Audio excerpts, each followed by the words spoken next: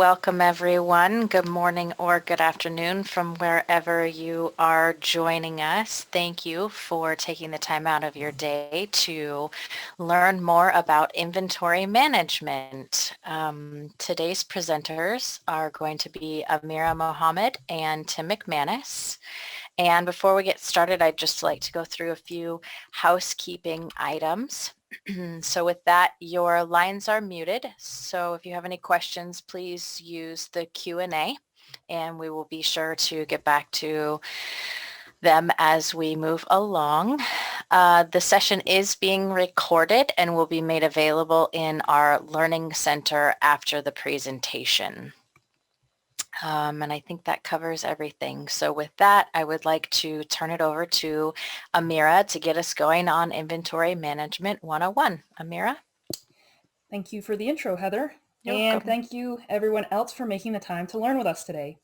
So today we're going to be taking a surface level look at not only the various tools you have for controlling inventory and CSI, but some of the business benefits of actually using those tools.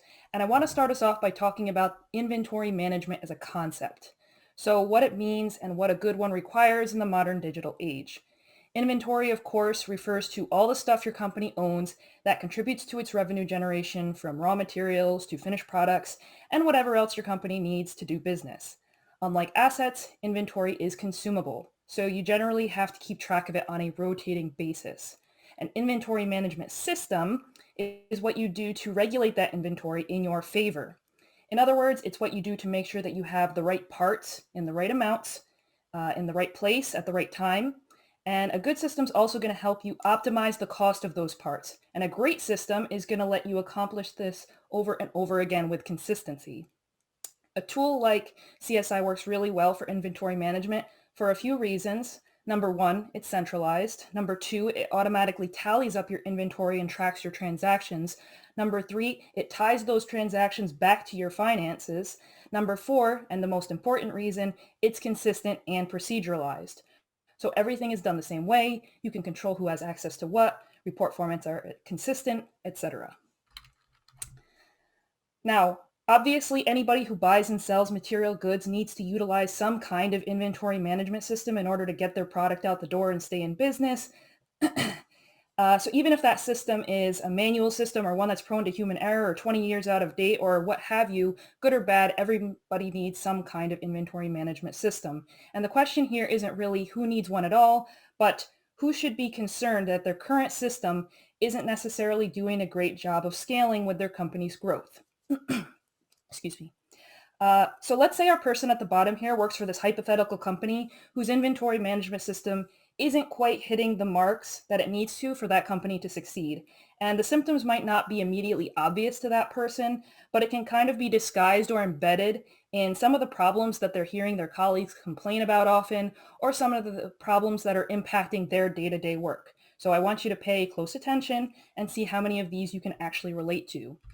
So maybe this person is having a recurring problem with on-time delivery, and time after time, the root cause ends up boiling down to something like materials are getting held up, or we didn't have the inventory that we thought we did, or we spent a lot of time and money buying or producing stuff that we didn't actually need, and it distracted us from the stuff that we did actually need. Or maybe the issue is that their team is dreading their annual physical counts and they feel like it's their only option to satisfy their finance team or their auditors. And maybe they've toyed with the idea of cycle counts, but they don't feel like their inventory is quite good enough to start using those. Or maybe they've been dealing with the flaws of their inventory system for so long that they've pretty much just accepted their current inventory system for what it is today, all of its flaws, all of its inefficiencies, out of necessity. They're basically just using a bunch of workarounds, band-aid fixes, and extra manual checks outside of the system to keep things going. And if any of these sound like things that you're hearing, saying, or thinking about, then our goal today is to introduce you to the tools in CSI that may help your company improve its inventory situation. And make no mistake, changing the way that you do things as a company, especially something so big and pervasive like inventory management, isn't going to be a walk in the park. All big process changes need some kind of investment of time and effort, but imagine how easy things would be if you had an awesome inventory management system where you barely have to call anyone up for status updates because everything's already where it's supposed to be. And your finance team isn't on you because your holding costs are so low because you're basically cycling through stuff as fast as you get it. And your purchasing team is in sync with what everyone else needs regarding how much material to reorder and when. And you've got phenomenal on-time delivery, and you can print your inventory reports in just a couple of clicks. And best part of all, nobody has to go in the back and check the warehouse to verify that those numbers are actually correct. Now, if all that sounds good to you and you'd like to know more about how CSI can help you achieve greater mastery over your inventory, then we hope that the next hour is a valuable start on that quest for an alternative management system that checks all of these boxes for you. Inventory is a huge topic in CSI, and we only have about an hour, so today we'll be covering a few different subcategories at intro level, and by that I mean we're going to strike a balance between the practical and conceptual aspects of each tool we cover today, and our examples are going to be pretty limited to what's doable into this hour time frame for such a big topic. Not really getting into a deep dive into any one thing, just enough to get you started in the next step of your research. We're going to start out with the basics. We're going to talk about items, locations, warehouses, and not mentioned here, but also sites, how these things interplay together and the various parameters and settings you can put on each. We're going to move on to a handy tool called the Inventory Control Home, which is a nice little hub to get you started on, first of all, learning about the inventory control capabilities, but also seeing various statistics. We're going to talk a little bit about the categories of transactions that CSI has, as well as the different ways you have to evaluate the history of those transactions. We're going to also talk about how you can use counts and adjustments to continuously keep your inventory up to date. We're going to talk a bit about the physical inventory count, but more with respect to comparing it to the cycle count and really focusing more on that second one. And then finally, we're going to talk a little bit about time-phased inventory. And with that, let's get started on the basics. So to understand inventory in CSI, you have to have a solid understanding of its four primary organization levels. Those are in order of most granular to most broad: items, stockroom locations, warehouses, and sites. Items, of course, are our part numbers. Each one represents a unique configuration of what any given thing in our inventory could possibly be. And they're represented here as little Lego blocks because honestly, I think that those are a perfect analogy for items. The blocks all come in different sizes and shapes and colors. And if you've ever had a huge bin of these things as a kid, you can probably imagine how much of a hassle it would have been to try and keep track of how many you have of each type. Now, obviously, as children, we didn't actually have to do that. But fast forward to today, where keeping track of our theoretical Legos is now consequential to our jobs. And not only do we have to wrangle all that chaos into some kind of coherent, organized system, but at any given time, we might be asked to report out things like, how many blue squares do you have in stock? Or why are we short on the yellow rectangles all of a sudden, and stuff like that. In that situation, we might find it easier to manage and check on our quote-unquote Legos if they're systematically organized into smaller buckets, and if those buckets are organized into larger bins. This makes it much more manageable to count out our inventory, and if any pieces are added or removed from the buckets, we can use the details of the transaction to figure out our new balances. So at its core, that's pretty much how CSI inventory is organized. We've got our items sorted into small, manageable stockroom locations. Those stockroom locations are contained inside of larger warehouses, and if we have a lot of warehouses to keep track of, we can further organize those by site. So how do those get used in practice? Typically, a site's going to be a single entity or company. A small business might need just one site, whereas a larger corporation might need several to manage their various subsidiaries and acquisitions. A warehouse is generally going to represent a distinct building or branch or department within a single site. And a stockroom location is just the breakdown of the specific areas within a warehouse. So these can be physical places like a receiving dock or an assembly room, or it can represent a concept. Like for instance, there you see that transit location to represent the idea that units are traveling from one warehouse to another. In this example you see on the screen, we have two warehouses on the parent site. There's the manufacturing plant and the distribution center. Notice that some of the location names are common to both warehouses, and that's totally fine because CSI distinguishes unique stockroom locations based on the combination of warehouse and location name, so their inventories won't mix together or anything like that. It's also important to note that you can't have items free floating in a warehouse outside of any stockroom location or stockroom locations that aren't tethered to a specific warehouse. That's because CSI inventory follows this really strict hierarchy. Now, besides those basic terms, I did also want to show you a handy tool called the Inventory Control homepage, which I said is a central hub for KPIs, stats, help articles, links, just a lot of helpful stuff that we're going to talk about today. So with that, let me just really quickly pop over there. Let's see if I can. Um,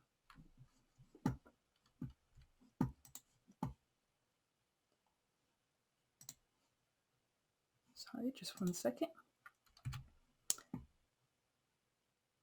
Ooh. Sorry about that, everyone. I had that open and it must have closed on me. Oops.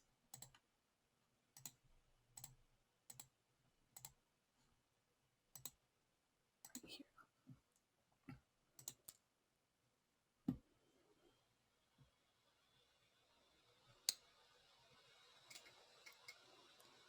All right. So sorry for that interruption, everyone. So I'm just going to pop over to Inventory Control Home.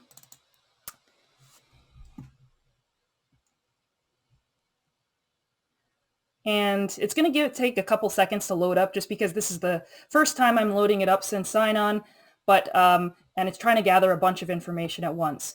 This is, like I mentioned, sort of like a hub or a landing page of a bunch of information relevant to inventory control.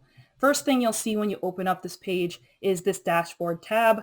Some notable features on here is it has quite a few links to various screens and reports that you can use to perform and look at different aspects of inventory control, as well as over here, if you've got some special metrics or special charts that you want to see first thing front and center when you open the screen, you do have the ability to actually customize the things here.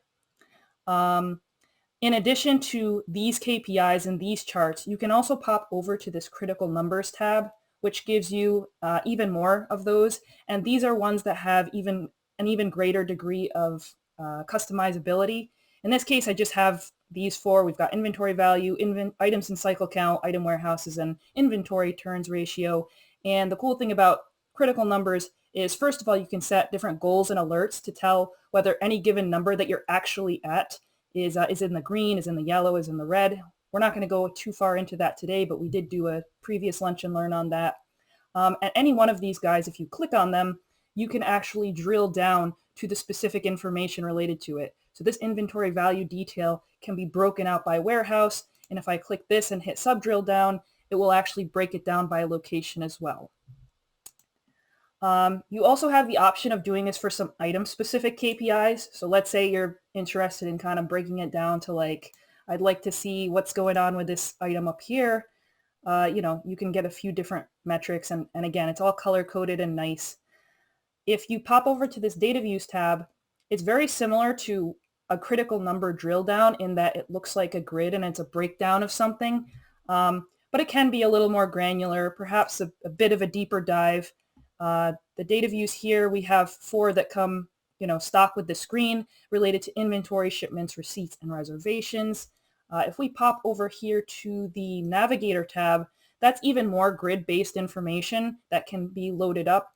And in this case, you've kind of got like one table over here for navigating and one table over here for your actual results. So this hot list is telling you what balances you have on hand for each item, and then what's the expected usage or input of those items over time based on planned jobs and things like that.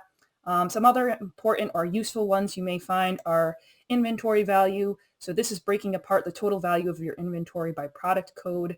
You can see some stats on cycle counting, what is eligible for cycle count versus what currently has a cycle count in process. You can take a look at lots and serials which have expired, and you can set different cutoff dates in order to limit your searches and get rid of the inventory that isn't usable anymore. There's a lot of different options here, and I don't even have time to go through every single one of them, but I just want you to be aware that it is available and you have some filtering tools up here. Finally, the last thing I want to cover on this page is this flow tab.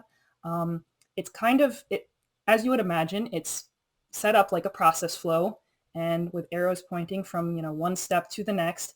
And each one of these little blue boxes is actually going to lead you to a help article, a very high-level help article on this subject. So if I click on the About Warehouses one, it's going to open up a new tab for me, and this is going to give me this high-level overview, lots of different subjects. If I scroll down, this is going to be sort of an appendix of different fields and definitions that apply here. And if I scroll all the way down, I can get a list of links of related topics. And this is really handy for just sort of starting yourself off somewhere with researching a topic and then kind of drilling down as you want to.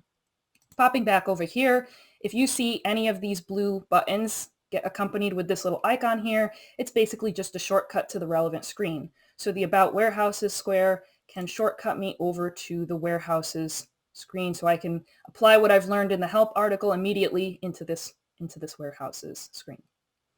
That's pretty much what I have to say on the inventory control home. Really recommend that you, to get into it and really get your hands dirty with it. It's a pretty cool tool. But for now, we're going to go back to our slides.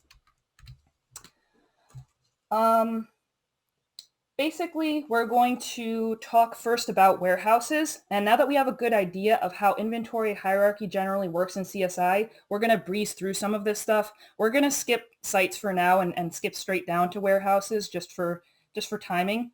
Warehouses, this screen, is where you set up the code a warehouse will be known by, as well as its physical address and some other basics. By default, you always start out with one warehouse called main, and Info recommends you keep that one and just set it to your own primary address for the site. In the general tab of that screen, you can set parameters that will automatically flow down into the items that'll be contained in that warehouse. We'll talk a little bit more about that in a minute. And if you're using a warehouse to store stuff that belongs to one of your customers or vendors, we can designate an entire inventory as consignment and define exactly who it belongs to as well in those bottom fields there. And in that case, you may also want to enable that dedicated inventory checkbox. And that's basically saying that this warehouse's inventory cannot be used to satisfy another warehouse's demand, which may be the case with consignment for you.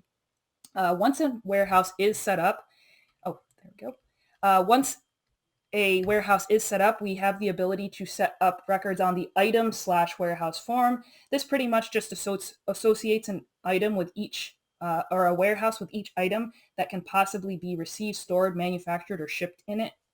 And you can actually set safety stocks at this level. That would be if you're running a planning system and you want to make sure you always have this minimum amount of emergency stock on hand on top of all of the demand that's coming in from your various orders, that would be what safety stock is. And you can also review here some automatically calculated costs and inventory quantities and running usage totals from this tab. We're going to take, a lot of these are self-explanatory, and some of the ones that are less self-explanatory are also found on the items page. So we're going to talk a little bit more about that in a minute. From this form, you can also designate an item and a warehouse-specific cycle count frequency. These settings automatically default in from the warehouse's form, but you can override them to specify how you want this combination of warehouse and item to actually behave. And again, more detail on that a bit later.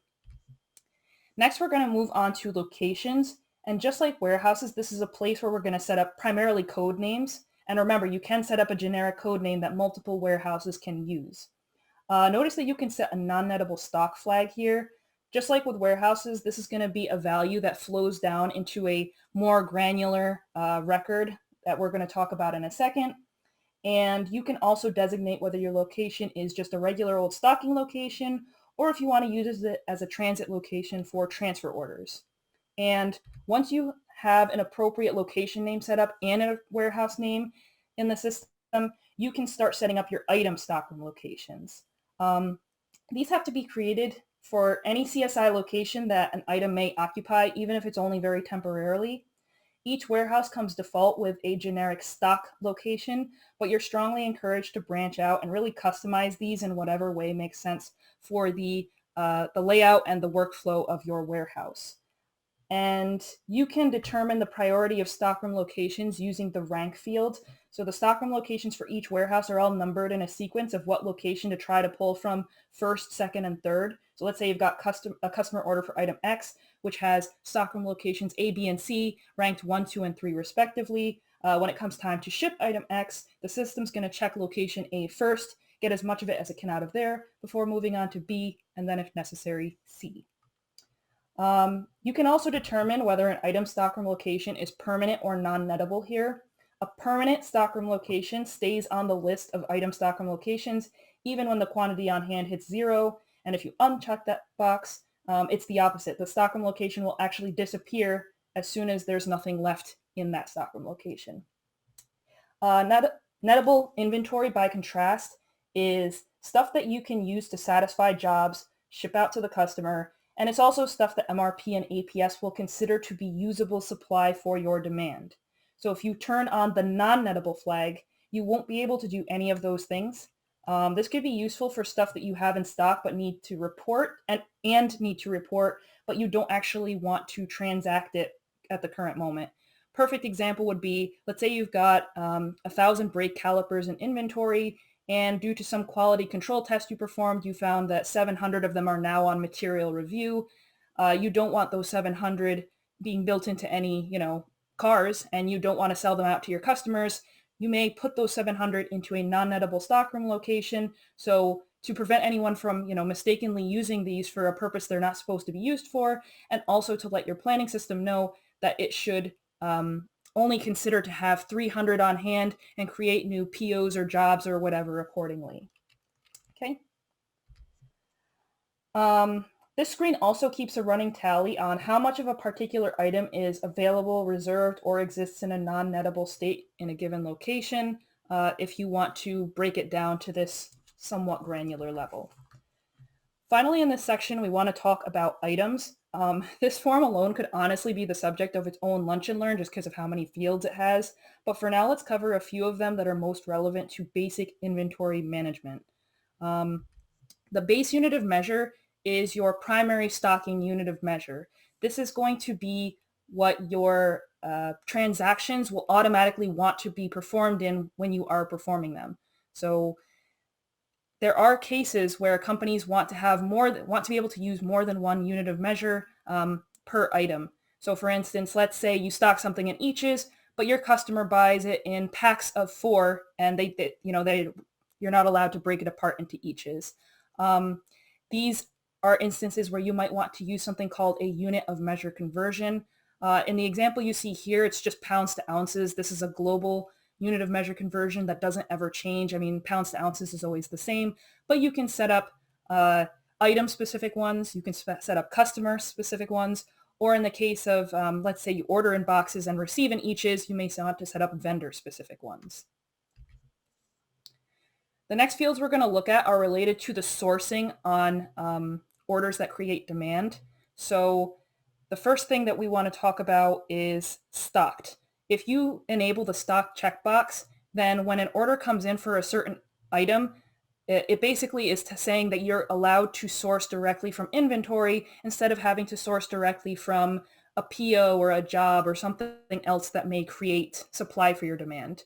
You want to be careful about not accidentally unchecking this or carelessly unchecking this, because if you got a ton of stuff in inventory and all of a sudden my stock checkbox gets unchecked, your system will now suddenly fail to consider all the stuff in stock, and it's going to start, pushing out jobs like crazy to meet the demand of your customer orders despite having plenty in inventory.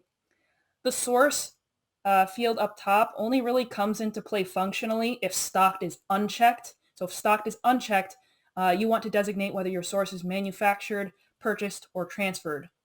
That means that if an order comes in from the item, do we want to source it from a job that would be manufactured, a purchase order that would be purchased, or a transfer order that would be transferred? Hey, Next. Amira, Yes. just this is Tim here. Just one other clarification on that, and I know you're talking about inventory, but in another world there, from a costing point of view, that source, manufactured, or purchased, that's going to affect how things are costed and things get rolled up and things like that. But from your context, that's correct. Just so other people hear that. Thanks for the heads up, Tim. Moving on to the product code field. So the product code field can have two different uses. One use that us not, the non-finance folks may be more used to is it's a way to categorize like items that are similar. It's good for reporting purposes. It's good for combining data. But from a financial perspective, the product code is actually tying a certain grouping, so in this case it's raw materials, to specific financial accounts that the accounting team can then use to classify transactions performed on that item. So in this example, we've got this unit code 0007, and if you go into each one of those tabs, the WIP tab, the variance tab, the project tab, the overhead tab, that means that when those types of transactions are performed on items of this product code, these are going to be the account numbers it hits. So that's why the finance team is very concerned with product codes. Moving on a bit and actually touching a bit on what Tim was saying earlier is cost type. This is basically going to say what cost to use on items when it's transacted. So do we want to use a cost type of actual, meaning what did we actually buy it for? What did it actually cost us when we produced it? Or standard? Do we just want to set a standard for the year and every single time that unit leaves inventory, goes into inventory, it's always for that standard cost? Finally, on this particular tab, we've got those quantities down below. This is sort of like an in the moment current snapshot of all the quantity situation of your particular item as of the moment you load up the record. So your quantity on hand is telling you the total quantity of all units of this item across all warehouses in nettable stockroom locations, whereas the non-nettable stock is the total amount of everything that you have for this item in non-nettable stockroom locations. Your safety stock is just a combination of, remember, the warehouses have the ability to set safety stock. If you add all those numbers together, that will form what you currently see there as your safety stock. Your quantity ordered is how much stuff you have purchased on a purchase order but have not yet received. Your quantity WIP is how much stuff you have released on a job but has not yet come off of that job. Allocated to production means it's the opposite. It's something that's going to be used as a component into a job and it's going to be consumed into that job, but hasn't yet happened. And you've got allocated to customer orders, which is a customer has ordered it, but we haven't yet shipped it out. And slightly related to that is the reserved for customer orders field. That's if you are taking certain customer order lines and specifically reserving those units for that purpose. That number will go up as well, and it's a bit different than allocated. If we pop over to the controls tab, we have settings related to lot and serial tracking. So these are all related to traceability. That's just taking either an item or a group of items and assigning an ID code so you can keep track end to end where it's moving and where it's going. Lot tracking, of course, is combining a batch of items and giving it the same ID code, and serial tracking is giving each item its own ID code. Each of these things can be prefixed, and you can also set up intelligent lot numbers. So you see that like ampersand Y and ampersand M and ampersand D, those are placeholders for your production year, your production month, and your production day. The system can actually calculate those values and sub them in for your stand-ins there. And you do have the ability to lot and serial track items if you so desire, or you could do one or the other. You could do neither. It's all available. And finally, one capability you do unlock by using lot and serial tracking is the ability to add shelf life. That is the number of calendar days after something has been manufactured that it will expire. So if you have goods that are only good for a certain amount of time, then shelf life and lot tracking and serial tracking may be something that you want to consider if it's not already a requirement of your industry. The other thing you can do on this tab is set material status. The three options are active, obsolete, and slow moving. Active is what you have by default. Obsolete and slow moving are, if you select them, you're required to indicate a reason as to why, and that reason is entered as a code. The difference between them is that obsolete materials cannot be transacted at all, whereas slow-moving materials can be transacted, but you'll get a warning message every single time that it is slow-moving. This could be really helpful for things that are starting to phase out or things that will become obsolete in the future and you're just kind of weaning off of them. Finally, you do have the ability to set backflush settings on some of these items, and this is more related to companies that do just-in-time transactions as opposed to jobs. So people who always make the same part or the same finished good the same way every single time, same materials, same quantities, and when you do a just-in-time, you want to relieve that same collection of materials every single time. Backflushing is helpful in those instances.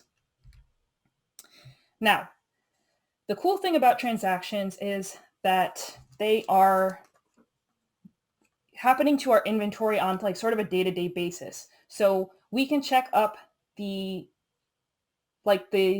tallied numbers of every hour of every day, but it's not really an efficient way to do things, nor is it helpful in explaining why our inventory is the way it is. There's like a huge difference between inventory quantities went down because we just filled a large order versus they went down because there was a flood and a bunch of stuff got damaged and we had to trash it. So in addition to lending context to the way that our inventory moves over time, transactions also allow us to adjust adjust relatively small portions of inventory in real time, and that allows us to not have to fix everything at once later on the line, or months later try to figure out, well, why did we have a net loss of 500 of them from last year to this year? And transactions in CSI can take one of three categories. The first category are the receiving transactions, which bring new units into inventory. Examples would be if you purchase something, or if you received something off of a job, or if a customer returned something on an RMA. Those are all things that make your inventory go up. You also have the ability to miscellaneous receive units into your inventory, which brings units into stock without necessarily associating them with a record like a PO or an RMA or something like that. Instead, your context is provided as a reason code. Now, it's better if you can avoid miscellaneous transactions if possible and do a more specific transaction type if you can, but it's a good emergency backup option to have when nothing else is feasible and things beyond our control happen. Issue transactions, by contrast, take units out of your inventory, usually permanently. Some common examples would be when you consume a component into a job as a material, or if you ship out products to a customer, or issue out scrap. And just like with receiving, you do have that option, that emergency backup option of a miscellaneous issue to take units out of your inventory if you don't necessarily have a supporting record to transact against, and instead your context is given through a reason code. Finally, you've got intracompany transactions, and these are used to keep track of the interim steps units are taking from the time they first enter your inventory until the time they're finally issued out. So CSI treats these actually as two separate transactions that happen simultaneously. So location A's inventory will go down at the exact same time and in the exact same amount that location B's inventory goes up. And we're going to see an example of that soon. And when you do move between location to location in the same warehouse, we call that a quantity move. Whereas if you're moving between warehouses or even sites, it's called a multi-site quantity move. Transfer orders are like a more formal way of doing multi-site quantity moves. Instead of doing it on the spot reactively because it already happened, instead you're kind of just making a future request for something you want later on, and it allows planning to react to that and give you and count on those units to be gone from inventory and used for that purpose. It's treated a lot like a customer order. And this isn't a complete list by any means of every single transaction type in CSI. It's just a few popular examples to get us start thinking about how they apply to the real world. And transactions are really handy in the sense that they're also self-auditing, meaning that CSI is automatically keeping track of them in the background without any extra actions needed from the user. So CSI offers several different ways to get at this historical information. Some of them are screens, some of them are reports. My favorite tool by far for investigating past transactions is the material transactions screen. Part of the reason I like it so much is that it keeps extremely detailed and specific records of every single transaction performed in the system. It doesn't provide any information about the inventory balances as of that moment, but instead, the transactions are represented as a net flow of units either into or out of a stockroom location. And each one of the records is date and time stamped, so you always get a clear picture of the sequence of events. And they can even tell you exactly which user account performed them if you set it up in the proper way. This tool is, in my opinion, super helpful for going back to figuring out what series of actions brought your inventory to its current state without having to rely on people's memories on the specifics of some transaction they performed, days ago or weeks ago or even months ago. Kind of takes the guesswork out of it, I guess you could say. Now, unfortunately, the screen does not always get the credit it deserves because out of the box, it has tons of columns and looks visually complicated. And for those still learning the fine art of CSI data filtering, it's really easy to end up getting way more information than you bargained for. And this can just be intimidating for people who are kind of seeing it for the first time or haven't been properly introduced to it. So for this piece of the presentation, we are actually going to pause again and go into our Mingle environment. So let's go there.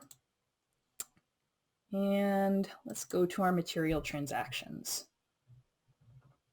And first I'd like to show you what it looks like typically. So I'm going to show all of the columns that typically come with a material transaction. And I'm not going to just take the filter off as is. You are accumulating hundreds or maybe even thousands of material transactions per day. It builds up a lot over time. And if I run this wide open, my session will either time out before I get to the end of it, or it can even start to cause performance issues. So I'm just going to search specifically, just because I'm in an environment where we don't do a huge volume of stuff, I can afford to search for the entire year. You'll notice I can do that comparison search. And when I first open up this material transaction screen, again, it's got lots and lots of columns this way and that. And all of these columns are helpful in their own way, but some of them are more supporting details than actual information you're trying to get at. And that's why this screen kind of gets a bad rap for being a little bit intimidating. Instead, what I'd like to show you is the original way I had this screen, which is I've hidden the columns using this feature over here, edit grid columns, and I've chosen which ones I want to keep and which ones I want to hide. So down here are my hidden ones, which I've deemed not as important. And let's take a look again. It's still quite a bit of information, but you now see that it is ordered and in a way that's a bit more helpful, as well as it's only showing the bare minimum information I need to see what are the conditions of this transaction. So over here, we have the transaction date. This is the date that we told CSI that we performed this transaction. This is the transaction type. So this is like a miscellaneous receipt. This is a job creation. This is issuing into a job or a project rather. There are guides to understand each one of these transaction types and what transaction they correspond to. You can also see information about what is the record that goes along with this particular transaction. Sorry, I've made a mistake. The receipt is actually for purchase orders. You can see what the reference type is, as well as, let's say, the job number and the release number and the operation number, or the purchase order and the PO number, line number, and release number. You can see information about when there was a net movement of activity through a transaction, what warehouse and location it applied to, so like main in stock. We can see what item it applies to. We can see the quantity that changed.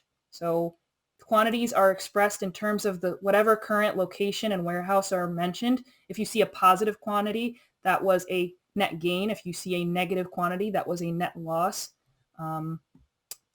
And if your item is lot tracked, you will see lot information appear here. If it's not lot tracked, it'll just appear blank. This is our backflush checkbox. Our reason code, which we're going to see an example of in a second. If you have selected one, it appears here as well as the reason description. This total posted is actually the calculated value of your transaction, and that's what posts to the GL. And this is what I mentioned before about date and time stamping and seeing the user who performed something. Here are a bunch of transactions that say Tim performed because these are his initials, and these are the dates, the exact dates and times that he performed them. Most of the time you would expect that for users, the date and time of transaction is going to be similar or the same rather as the transaction date. But for companies that allow some degree of forward or backdating, the transaction date is what you have said the transaction occurred on, whereas this is telling you exactly when it did occur, when was it performed. Finally, we have a series of ID numbers here called transaction numbers, and this is just a unique ID that's given to every single transaction given in sequential order. We saw a little bit of the filtering before, but let me just turn the filter back on. You can filter on more than one thing at once to limit what results come back in your search. So let's say I am specifically interested in everything that happened above this date to this item, and I can also do wildcard searching too. So like, let's say I'm lazy and I don't want to type out my whole lot number, but I just know that my lot ends in a 1. I can put a *1 here and take my filter off. Now I see a much more manageable amount of results, and it just, just like anything else that you filter on in CSI, the more filter terms you can put in, the lower amount of results you'll see. So you can really hone in on what you're looking for. One cool thing about material transactions is that they actually do get cross-referenced on GL posted transactions and journal entries. So I'm going to pop over there really quickly to show you an example of that. Let's just open this journal entries. For anyone who isn't aware, is what finance team uses to post to their general ledger. It's kind of like their version of material transactions. So I'm going to open up the inventory control journal. Oops, it got locked. Let's go to the GL instead, because we can see the same thing there. And let's look for something from this year. Let's look for something from, there we go. So every single one of these GL transactions, you can see a sequence detail on, and it will give you various information about the transaction that happened. And there is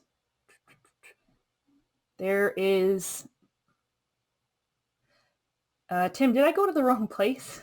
No, you're good. You're just looking at a voucher. So if you looked at something that was there you go. That's probably going to have one. There we go. So this is an inventory transaction. Let's just sequence detail. Here is our transaction number, so we can cross-reference. If I was a finance person, I was curious as to why this got made or when, I can just copy this, come into my material transactions, put my filter on, just making sure I clear out everything else, and just going to the transaction number, I can search for that specific one. Oh, oops, you didn't clear out your lot number. There we go. Thank you. So here's the transaction that created that GL transaction, and it happens to have been an adjustment transaction type. Okay. Alrighty. So we're going to move on really quickly to physical and cycle counts, just to keep things moving along, because I know we're almost at the top of the hour here. We have like various methods for controlling inventory in real time and monitoring what happens historically. But even with the best inventory management system in the world, we still do have to self-check. So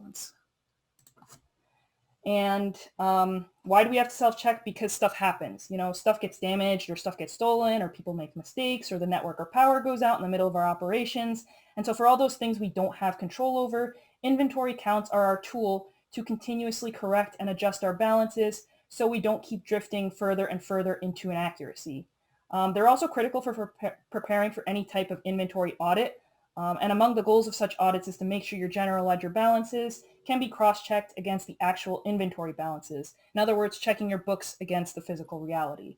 And anyone who's been in these audits can tell you that the auditor can actually make you show them physically where certain things are in your facility. The auditor is going to tend to view your company in a more favorable light if they see a trend that stuff is generally where you say it is, and your inventory balances are like mostly accurate, like 95% high and higher, if people seem pretty confident in the inventory balances, in those cases, the auditor themselves going to become confident that your numbers can be trusted. And on the flip side, if your inventory balances are way off, especially for like critical high ticket items, or your people are having a hard time finding stuff, it can give the auditor this impression that your inventory management practices are negligent or ineffective, or maybe even downright shady. It ultimately erodes their confidence, and the practical result of that is that your audits tend to last longer because they're asking you to show them more stuff to prove, that it is where you say it is. Now, some auditors will try to be nice about it and give you a chance to redeem yourselves, whereas others are just trying to get a sense of how deep the issue really runs. And the good news is that CSI has tools to streamline your inventory counts, whether you do an annual physical count or break it down into smaller cycle counts. But first, a quick note about the difference for these two. A physical count is sort of like the brute force method. It's essentially locking the inventory of an entire warehouse down and doing a full count of every single item within that warehouse. The lockdown happens to make sure that absolutely nothing comes into or goes out of the inventory during counting, because that could mess up the entire thing and result in numerous recounts. And it's not just CSI inventory that gets locked down either. The entire warehouse is usually shut down operationally for a few days, or else a bunch of people will come in over the weekend outside of standard work hours. Now, for some companies, especially small ones, that works out just fine. If you don't have many items to count, the entire activity gets wrapped up relatively quickly, and you might even be able to afford to do these more than once a year. But for a lot of growing companies, the physical inventory count is an activity that is very labor intensive, time intensive, and incredibly disruptive to their normal operations. So to say that nobody looks, forward to these, no one actually looks forward to these events is kind of an understatement. And a lot of times, because they can you can only afford to do them once per year, they often happen right before an audit is about to happen. So on top of all of that, they're also stressful. And just to give you an idea of what they entail, this is a process flow that comes straight from the info workbook on this activity. And as I mentioned before, you start off by using the you start off by totally locking down your warehouse's inventory, which bars any transactions into or out of it. And next you set up some parameters, such as whether you want to use tags versus sheets for your count, and the specifics of how you want these numbered, among a few other things. Once the parameters are set, you have to load your inventory records into a physical inventory file, print your tags and or sheets to begin the count. Again, this counting part is what takes days, and depending on how many errors you've accumulated since your last physical inventory count, up to a year ago, it may involve multiple trips like up and down the aisles to like recount stuff and verify stuff and track things down that aren't immediately found. Once that count is finished, you can then void out anything that you didn't use and manually key in every single item that you counted in every single location, as well as generating an inventory pre-adjustment report. So this report's of interest to both your warehouse management team and your finance team because it shows the impact on the count on actual inventory numbers as well as the cost of that inventory. And once everything clears the appropriate checks and balances, the physical inventory count is approved, the results are posted, and the inventory is unfrozen so normal operations can resume. You may notice that there's not a lot of room for creativity or optimization in the physical inventory count process flow. That's because this process is made to be very formulaic and consistent. A cycle count, by contrast, is a more dynamic type of inventory count that focuses on a limited number of items at a time per warehouse. These limited quantities are much more manageable to deal with, and CSI allows you to set up different triggers depending on whether you're counting, after a certain amount of time has passed versus when a certain condition is met. And unlike physical counts, they're less labor intensive and don't require a complete lockdown of your inventory. The idea is to essentially do them continuously throughout the year with relatively little disruption to your daily operations. Not only that, but it's pretty common for companies to fine-tune their cycle counting system to evaluate different items more or less frequently than others based on how important they are. So a popular way to assign that level of importance to items is through something known as an ABC code. A items would be the ones that are most valuable or critical to your business. B items would be a step below that. And C items would be the support items or the things that you just have deemed less critical. And you may want to count your A items on a monthly basis, your B items on a quarterly basis, and a C items on like once every year. One common misconception about cycle counts is that your inventory management system has to already be in great shape in order to use them. And while that is true that smaller businesses with limited personnel are going to have a harder time implementing a well-enforced cycle count program, this implementing cycle counts is actually a tool that can be used to enhance your business's inventory and bring it up to that better state that you want it to be in.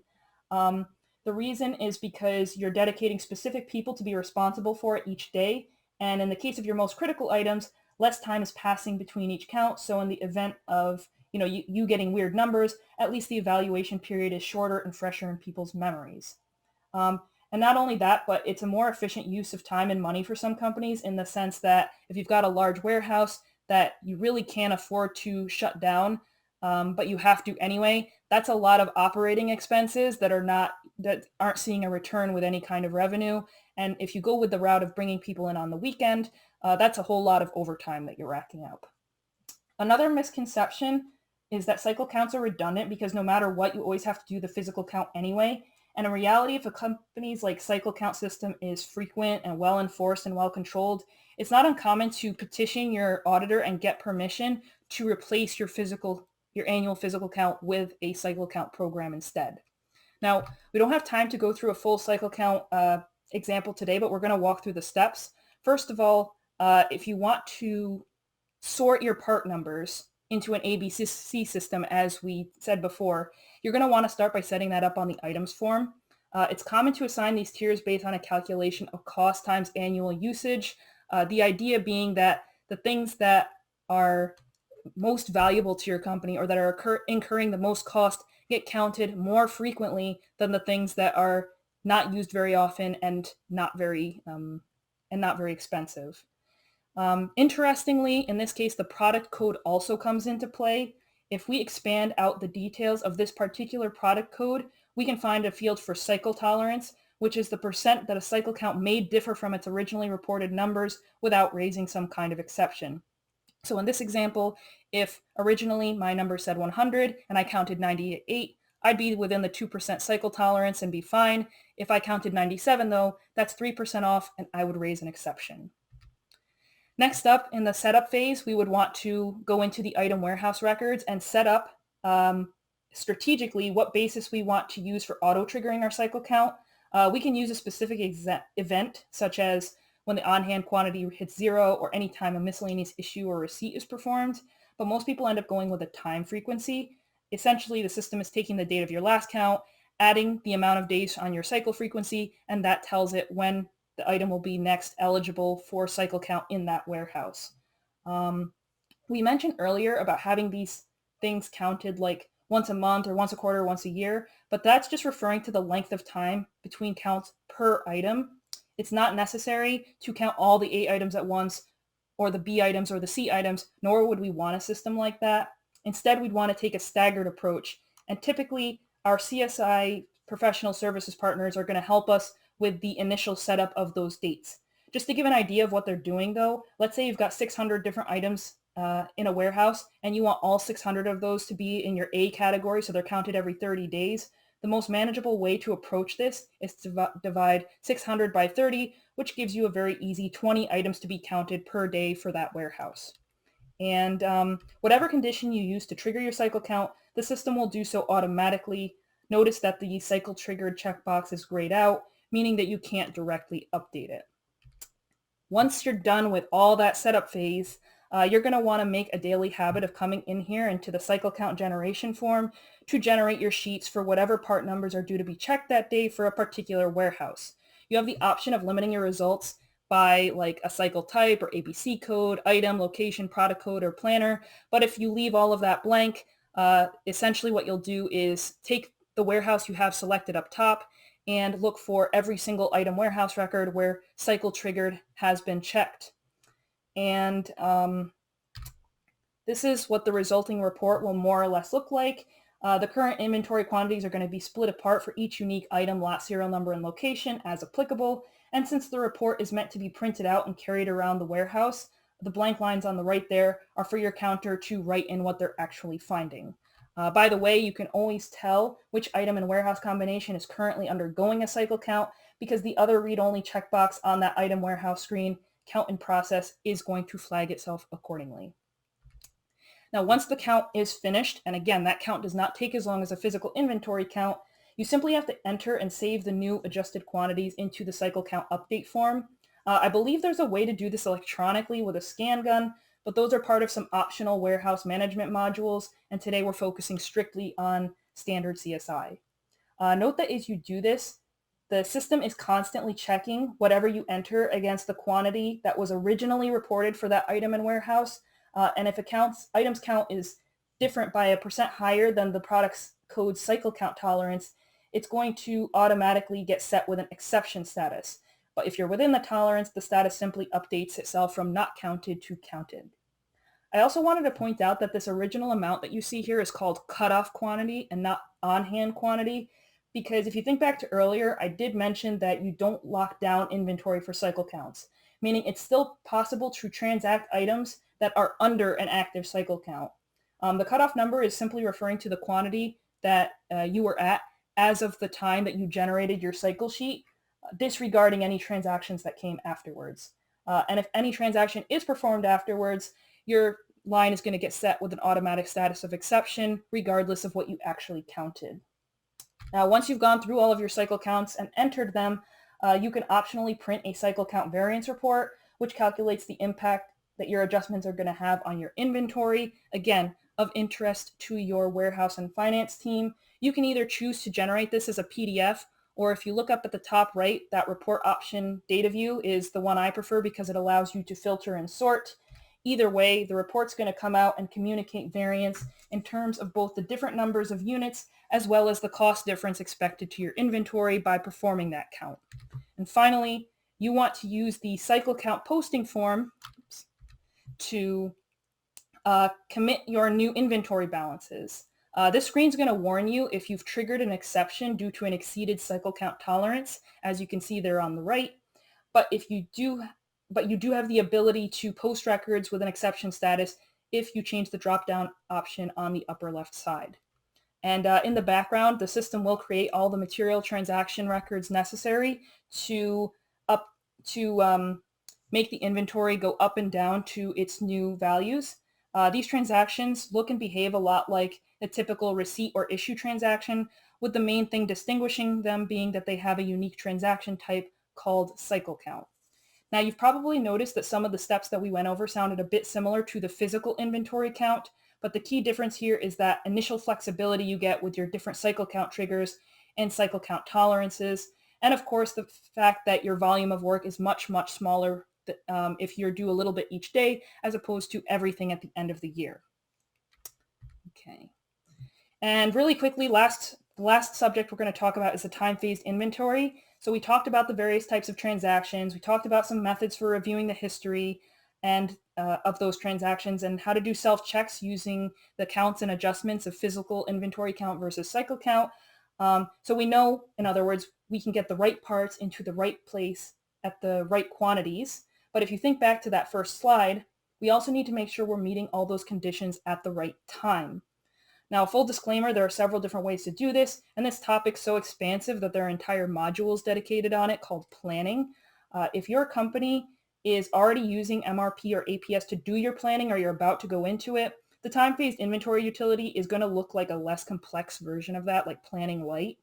But if your company's kind of stuck in that manual planning phase and you're using Excel sheets, or if you're just kind of at a stage where your ground level people need a quick and simple way to figure out if current supply is enough to meet upcoming demand, then this could be a nice, gentle next step for them up. Essentially, it's a form that's going to break down all the expected transactions for any given item and warehouse into a nice, easy to understand log. A receipt is going to be represented as a net positive gain against the current on-hand balance. So this would be like from a PO, from a job, from a production schedule, whatever. And a consumption is going to be represented as a net negative loss against that balance. So those would be like your job material issues and your shipments against customer or transfer orders. And that's all happening on that requirement/receipt column. whereas the new balance after you apply that is in the projected on-hand column. The idea is basically to see if your inventory numbers are expected to fall over time after the positive and negative transactions are performed, or like another way to say it is if you have enough to cover the current demand. So here we have a time phase inventory status example of an item that does not have enough supply to meet all of its demand. We can tell what kind of consumption it is based on the source. So a JM is a job material issue with the exact job number and release and operation number next to it. Also to the right there in that column is the parent item it's going to go into making, whereas a CO is a customer order shipment. So in this case, it's the customer orders number and the line number as well as the customer's name over there in the right-hand column. Going back to the actual quantities, you'll notice that we start out with our current on-hand balance and it slowly whittles down each time this item is required to be used up or shipped out for any reason. And it looks like we'll be okay in this example through the beginning of June, but then this order comes up and we suddenly dip into the negatives. This tells me that we need more supply to cover the upcoming demand. So knowing that, I might generate a new PO, and I can't do this automatically necessarily from the screen, but I can certainly see the results of it right away. If you want a solution that generates the PO right away, that would be more in line with planning. But anyway, we generate the new PO to bring more of this item into inventory. And because I know it's a few months out before that demand even comes into play, I don't want all those extra units, just increasing my holding costs or potentially expiring on the shelf if they're expiring materials. So maybe I'll set the due date on that PO out a bit and kind of bring it in closer to the time that I actually need it. This is obviously a super simple example, but the idea is that you can use this screen to determine not only how many units you need to bring into inventory, but when it would be most strategic to do so. So that kind of brings us to the end of the topics we wanted to cover today. And honestly, we covered decent ground, but we could only, like I said, scratch the surface. We talked about what inventory management is, why it's important, and some of the ways that we achieve it. We talked about the links between site and warehouse and stockroom location and item and the various parameters and settings that apply to each one. We talked about the different transaction categories and looked at the tracking on the material transactions form, as well as the cross-referencing you can do on journal entries or GL posted transactions. We talked about the differences between physical inventory count versus cycle count, as well as the benefits of using cycle count over the physical inventory. And finally, we talked about the time-phased inventory utility and how you can use it to review the status of inventory over time. And honestly, inventory management is such a fundamental pillar of ERP systems that we could not do it its full justice today. But we will be providing a contact email in just a minute that you can reach out to with any follow-up questions or thoughts.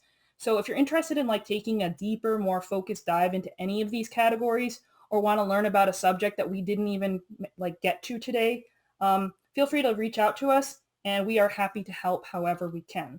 And with that, I'm just going to wind this thing down and we can open it up to any questions from the group.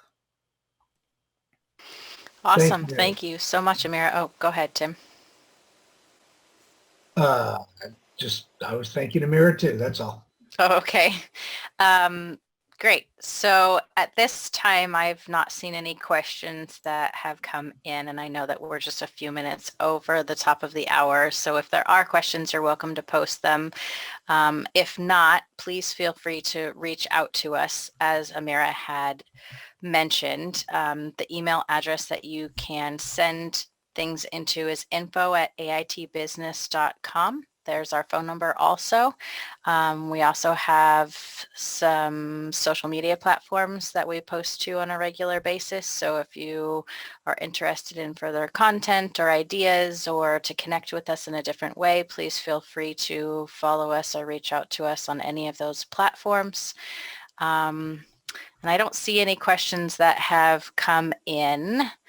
Our next session will be May 18th with a topic to be announced soon.